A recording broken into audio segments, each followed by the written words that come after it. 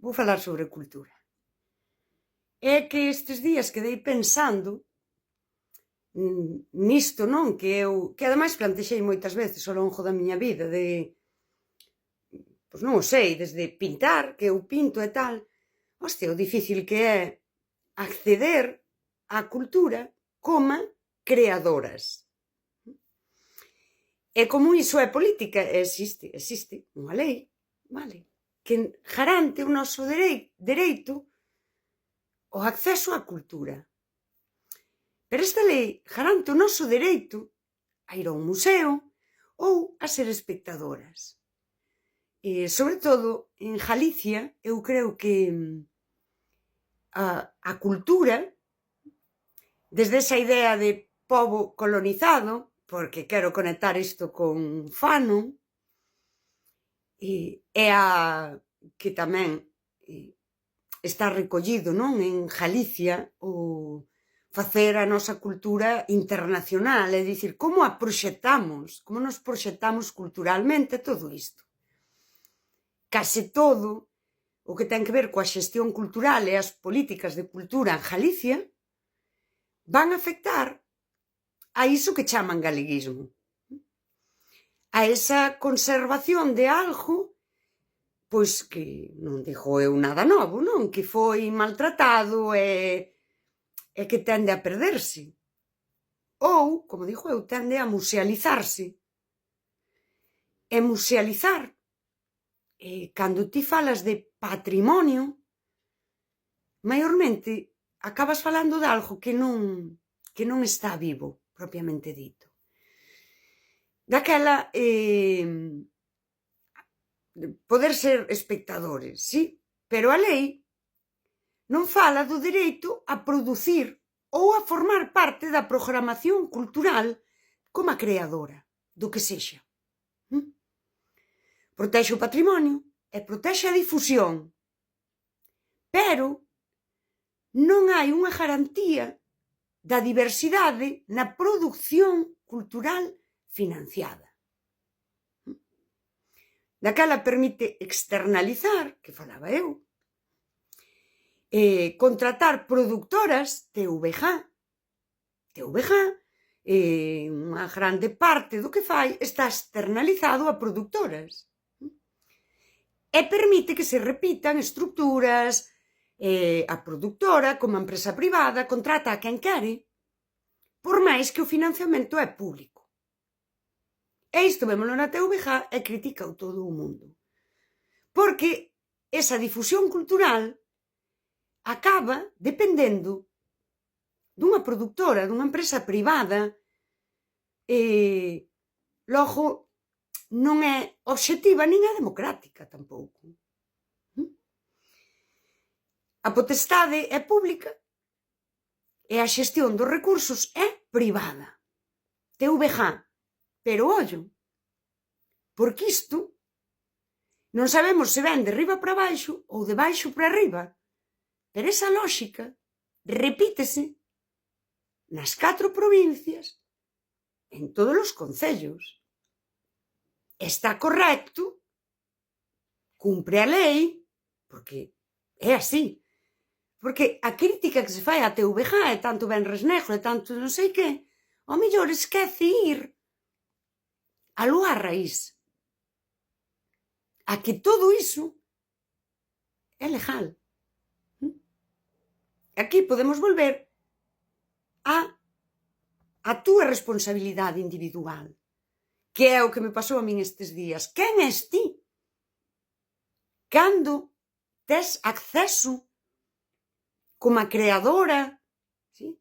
Como a productora, quen és ti? Reproduces esa lógica que seguramente criticas, que ti non tes unha protección legal para participar da cultura como a creadora.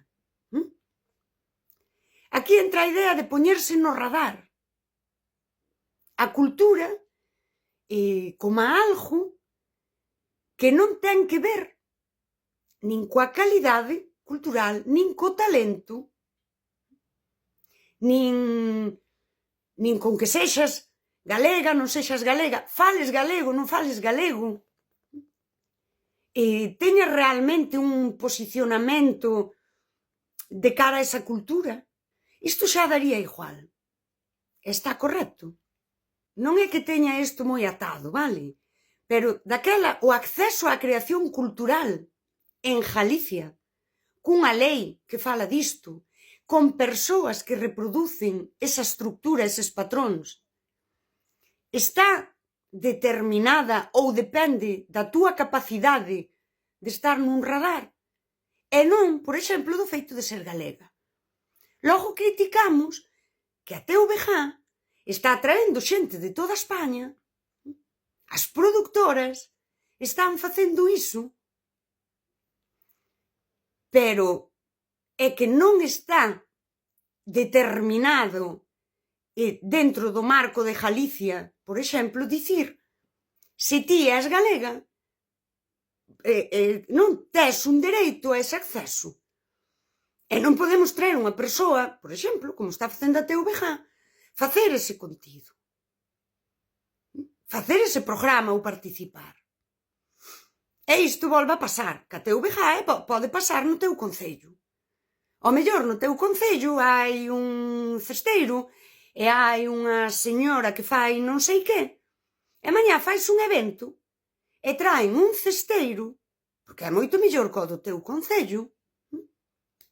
E aquí ven o de como nos proxectamos. O teu concello como se proxecta, por exemplo, en temas de artesanía? Se isto externaliza, chega unha empresa que se dedica á xestión cultural e xa ten no seu radar un cesteiro, unha palilleira, o que sexa. E repite os patróns, porque a lei permíteo. E porque é a súa empresa e fai o que quere. E ao mellor usa o argumento de que é mellor que o do teu concello. O cesteiro é mellor. Pero é mellor ou simplemente está máis recoñecido? Agora vou outra vez. É porque está máis recoñecido. Porque ten proxección. É porque ten proxección. Porque está no radar da empresa de xestión cultural. Entendemos que é unha lógica e que é un patrón que se repite. Eu falo de Galicia, vale? Pero entendo que se repite en todos os sitios. E aquí eu comecei a pensar en Fano. Porque creo que no contexto de Galicia isto, que ha de pasar en Andalucía, en Murcia, en Castilla-León, en Galicia esa cultura podemos dicir que é algo moi sensible. Moi sensible de contaminarse do de fora, ou cando se critica pois que hai coplas que están en castellano e non cantes iso porque iso é de fora, podemos vir á actualidade e ver como a nosa cultura na actualidade no mundo global é máis fácil que se contamine, non? Aquilo que di a Karima Oliva por Cuba son culturas moi susceptibles de que haxa esa colonización emocional. Cando a queremos proxectar para que encaixe fora, tamén convertímola, non? En algo que sexa lexible, entendible e agradable fora. E isto tamén o di a lei, non? Internacionalizar a nosa cultura. E aí volvemos á responsabilidade individual de creadores e creadoras, artistas, como deciden eles, a hora de proxectarse, tratar esa cultura propia. Claro, é que ao mellor non gusta fora. E imos, poñerlle as cousas de fora.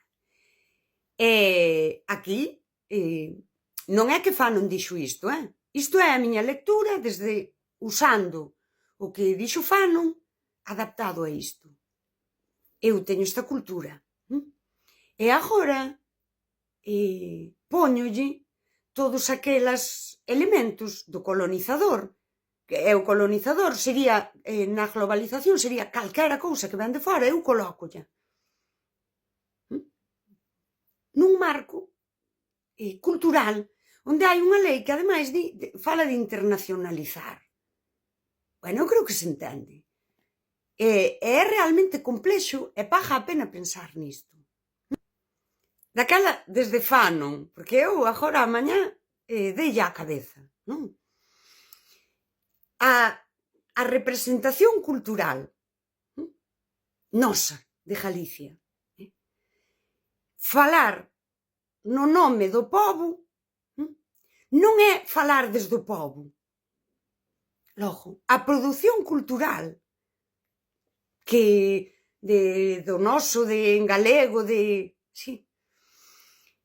feita no nome da defensa da cultura, da promoción da cultura galega, non é necesariamente producir desde ese pobo, nin promocionar desde ese pobo, nin promocionar ese pobo.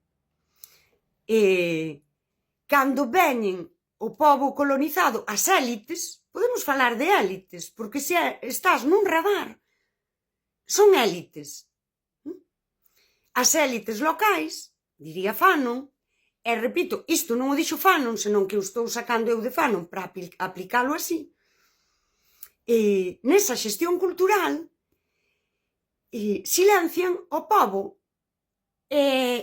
tapan, agochan esa creación do pobo. Son élite, hai un radar, e fano como queren, na defensa do noso. Pero aquí temos, vamos a chamar ao colonizador, por exemplo, a TVG, dicindo isto, e traio a Bertín Osborne, e todo isto que fai. Cunha lógica que, ademais, está aí, está a lei, eu podo externalizalo, e xa está, non incumpre nada. Todo o mundo ten acceso a velo, ten acceso a entrar, sí, como espectador, e cumples a lei.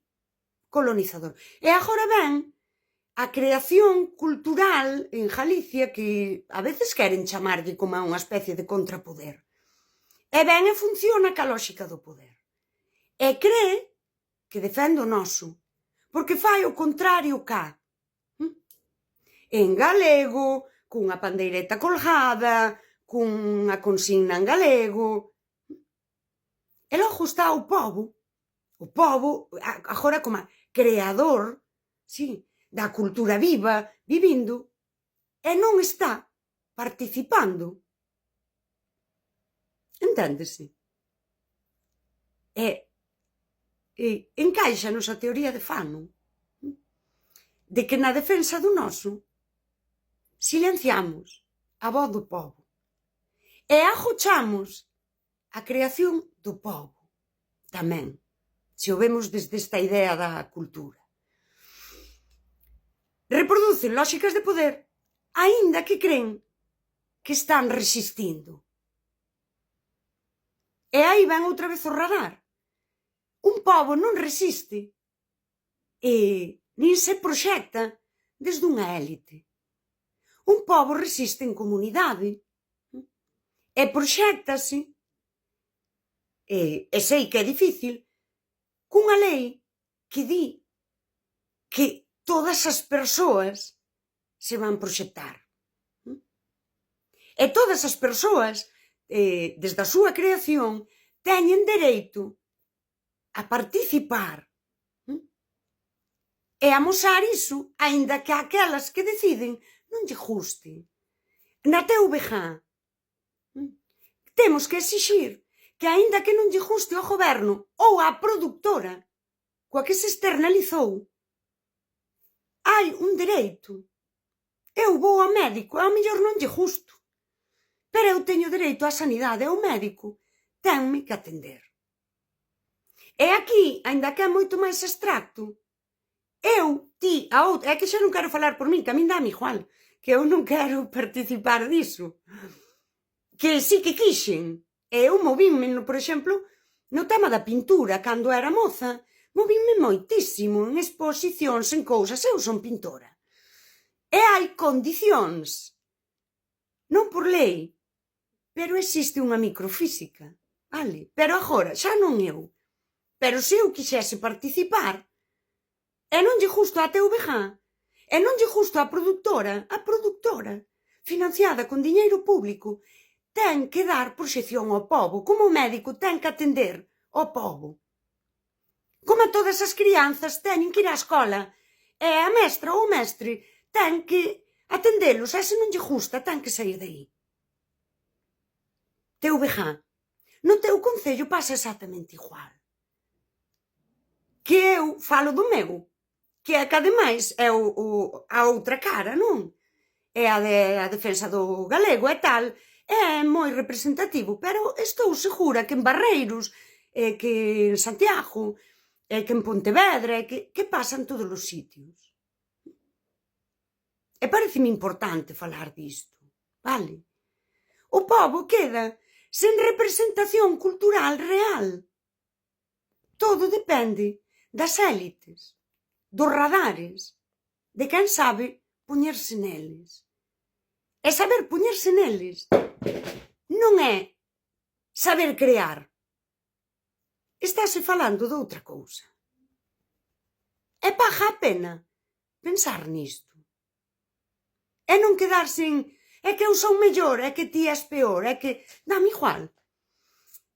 E eu xa como persoa adulta madura miro a xente nova, miro a crear, miro, porque eu digo, falei nun vídeo, eu estive indo á Coruña a concertos, adolescentes, incluso persoas menores que empezan nese marco, ademais do concello, e montan, participan dunha banda e dáselles un acceso que xa non son eu. Pero a mí sí que me preocupa. Que pasa ca xente nova en Galicia? Teñen realmente con esta lei e con todo isto unha posibilidade real de crear e proxectarse, participar? Ou isto é política no sentido non cultural, senón no sentido institucional? E esa rapazada ten que saber poñerse nese radar. Se usamos así como usei eu a idea de Fanon, e xa digo, isto non o dixo Fanon, estou no dicindo eu, traendo o que el dixo a outro contexto, e a esa parte cultural xa como a xestión, non? Non de pobo colonizado que baila no torreiro, que tamén o facemos. Vale? Cambiar a mensaxe cambia a estrutura. Ou cambiar a mensaxe só cambia as personaxes e persoas que din o que somos. Que cambia para min ou para calquera persoa da pé que non está en radares da xestión cultural? Que cambia? Que sexa a TVG quen o decide? Ou que mañá goberne outro e decida outro? Onde está a mudanza se non mudas a estrutura? E se ti, cando te convirtes en radar, reproduces a lóxica das outras persoas? Onde está a defensa e a participación dun pobo diverso, cando todo é partidista e se move en 3 ou 4 cores? E unha vez máis, o problema ven de arriba para baixo? O problema vai de baixo para arriba?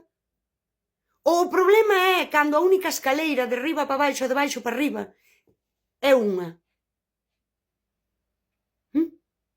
É dicir, é un problema estructural, é un problema de lóxicas de poder, onde muda a mensaxe, mudan as cores, pero non mudan as formas.